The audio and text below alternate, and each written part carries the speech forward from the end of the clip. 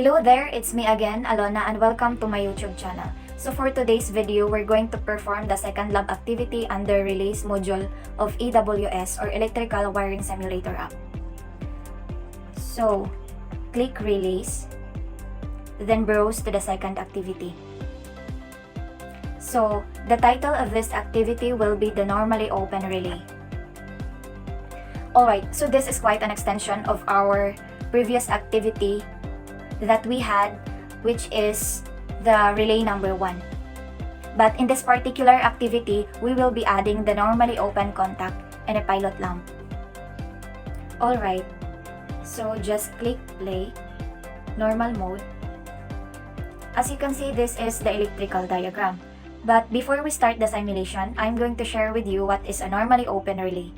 Normally open relays default in an open position means that when they're not in use, there is no contact with the second, thereby closing the circuit and allowing power to flow through. Alright, so in this electrical diagram, let's analyze first the functionality of our circuit. Okay, so as you can see, we have a normally open push button here. And this, the relay of the coil. So here we have R1. And then we have R1 here for this particular open switch. Alright, so this indicates that this R1 here and R1 here belongs to a single component, which in this particular case here, the relay number 1. So this means that the same with magnetic contactor, if this coil is energized or there is no current flowing through this coil.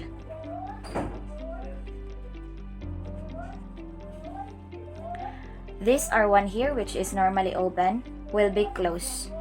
Alright, so if this will close, the current now will be able to flow from 24 volts through this PL2 here.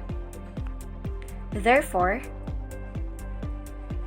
this PL2 will turn on. Alright, so however, if you release your hand in this PB2 here, the current will not be able to flow through this R1. Therefore, this will become de-energized. If this one will become de-energized, this R1 here will return to its normal state, which is normally open. So, the current will not be able to flow through this PL2. So this will turn off. Alright, so to in short, if you start this 24 volts power supply, this PL2 will turn off. However, if you press this PB2 on hold, this PL2 will turn on. And if you release it, this push button will turn off. Alright, now we will start wiring, same thing we had on our previous activity. So, 24 volts, which is here, to the input of PB2.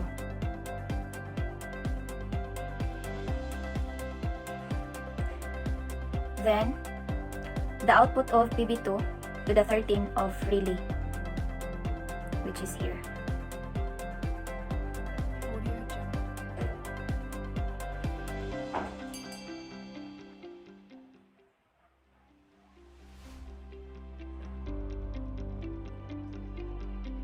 Right, next is the 14 to the 0 volts or the negative power supply, which is here.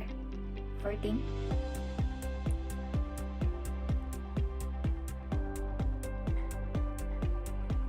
to the negative power supply. Okay, so take note that 9 and 5 are normally open. And we can take a look at this equivalent circuit here. This is 9. This is 9 and this is 5, and that is a normally open. Okay, so we have two options here to connect our circuit, but it is easier for us to connect it directly to the input of PB2. Alright, so 9 to the input of PB2. here. Okay, so next is the 5 to the input of the PL2.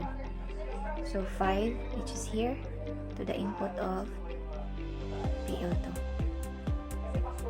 And then the output of PL2 to the 0 volts or the negative power supply. The output of PL2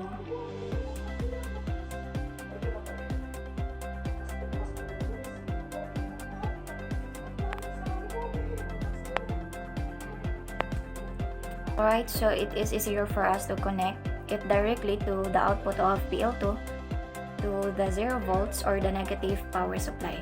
Okay, it seems correct. So let's click submit button to check whether it passed.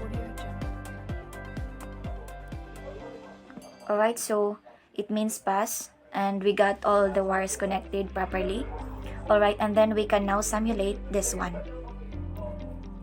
If we press this PB2 here, we can expect that this R1 or this indicator here will be energized. And so this will be indicated by this lamp here, by this lamp around here, and it will change its color to green. At the same time, this PL2 will turn on because this will close. Now let's try to click the PB2 to check.